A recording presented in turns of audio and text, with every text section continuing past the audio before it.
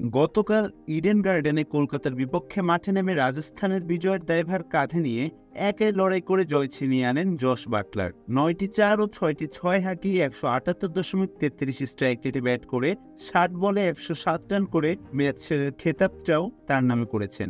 IPL মানেই সেঞ্চুরির আতুল ঘর, তবে সব সেঞ্চুরির স্থান এক জায়গায় নয়। গতকাল বাটলারের সেঞ্চুরির মহত্ব সেটিকে ইঙ্গিত করে। ৩৩ বলে ৪২ রানের অপরাজিত বাটলারের সামনে তখন রানের পাহাড়। ম্যাচ জিততে ওভার প্রতি দরকার ১৬ রান। সেই জায়গা থেকে নিজের সর্বোচ্চ চেষ্টায় একাই ম্যাচের দখলদারিত্বের ভূমিকা রাখেন। নিজের দলকে জিতিয়ে সেঞ্চুরি তুলে নিয়ে তবেই মাঠ ছাড়েন এই কিংবদন্তি, যা নিয়ে গোটা ক্রিকেট বিশ্বে শুরু হয়েছে গুঞ্জন। তার এমন ইনিংসে মুগ্ধ হয়েছেন অনেকেই। কলকাতা নাইট রাইডার্সের মালিক শাহরুখ খান ম্যাচ শেষে বাটলারকে জড়িয়ে ধরে বাহবা দেন।